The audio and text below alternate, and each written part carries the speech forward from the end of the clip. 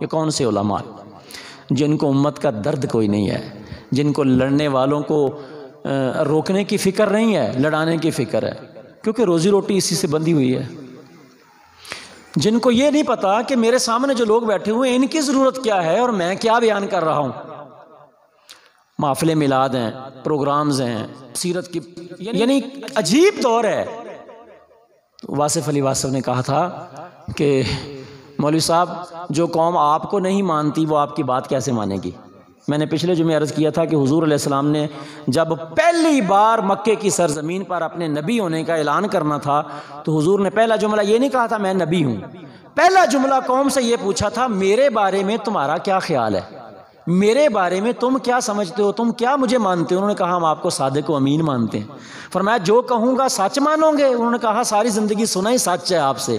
پھر حضور نے فرمایا تھا کہ پھر اگر میری بات مانتے ہو تو پھر میری بات مانو، قولوا لا الہ الا اللہ تفلحوا، بتوں کی نفی کر دو، ایک رب کے آگے جھک جاؤ تم کامیاب ہو جاؤ گے۔ پہلے اپنی بات کی تھی، فرمایا میرے بارے میں کیا خیال ہے۔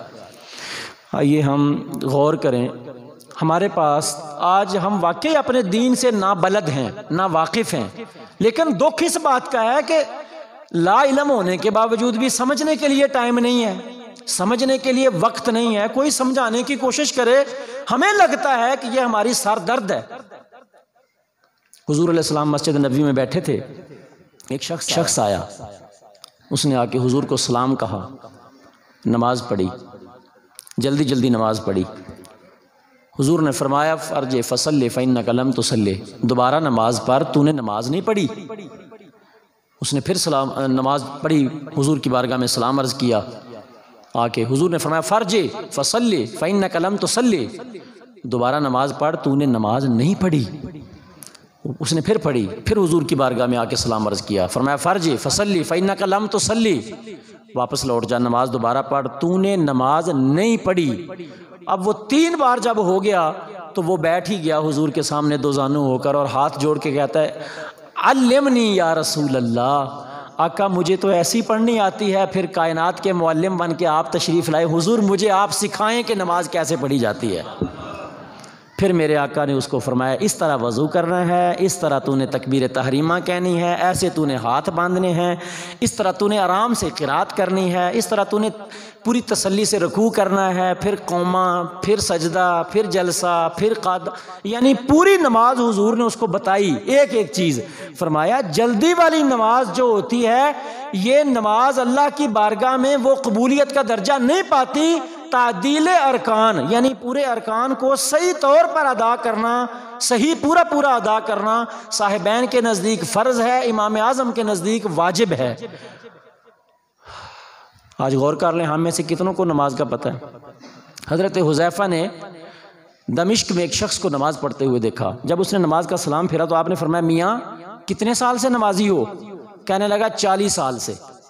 صحابی رسول کہنے لگے 40 سال سے اگر تو نے نمازیں ایسے ہی پڑھی ہیں تو میں حضور کا صحابی تجھے بتا رہا ہوں کہ تیری ایک نماز بھی نہیں ہوئی، اور اگر تو اس حال میں فوت ہو گیا تو تو سنت مصطفیٰ پر فوت نہیں ہوا، حضور کی سنت کے خلاف فوت ہوگا۔ یہ زمانہ صحابہ ہے۔ آج ہمیں بھی سوچنا تو چاہیے نا کہ میری نماز ٹھیک ہے یا نہیں ٹھیک ہے، سنانے میں کیا حرج ہے، پوچھنے میں کیا حرج ہے۔ اللہ تعالی ہم سب کو توفیق دے۔ تو میں صرف یہ بات عرض کرنے کا مقصد یہ ہے کہ ہم فجر کی نماز کے بعد یہاں درس قرآن دے رہے ہیں 10 سال سے، جو لوگ بیٹھتے ہیں ان کو پتہ ہے کہ اس کا کتنا فائدہ ہوتا ہے، ٹھیک۔ ہم عصر کی نماز کے بعد ابھی 2-3 منٹ کا کوئی مسئلہ نماز کا ایک بتا دیتے ہیں، چلو کسی کی سن کے اصلاح ہو جائے گی، لیکن اس وقت بھی میں دیکھتا ہوں کہ کچھ لوگوں کی اتنی جلدی ہوتی ہے کہ وہ چند منٹ کا ٹائم بھی دے کر وہ اپنی اصلاح نہیں کر سکتے ہیں۔ حضور نے فرمایا تھا کہ اس وقت صرف مسلمان نام کے مسلمان ہیں۔ میرے بھائیوں وقت گزر جائے گا، وقت گزر جائے گا، ٹائم گزر جائے گا، موت کا وقت آئے گا، اس وقت ہم نے پچھتانا ہے اور واقعی پچھتانا ہے، ٹھیک ہے نا۔ اے دنیا ایک مسافر خانہ، کوئی آوے کوئی جاوے، کس دی جرت محمد بخشائے تھے پکے ڈیرے لاوے۔ وقت وہ بڑا مشکل ہے جب موت کا وقت آئے گا۔ آئیے ہم اپنے دین کو سمجھنے کے لیے وقت دیں، وقت نکالیں، اس دین کو سمجھیں اور سمجھ کر زندگی کو دین کے مطابق گزارنے کی کوشش کریں۔ اللہ مجھے اور آپ کو عمل کی توفیق دے. کعبہ تو دیکھ چکے کعبے کا کعبہ دیکھو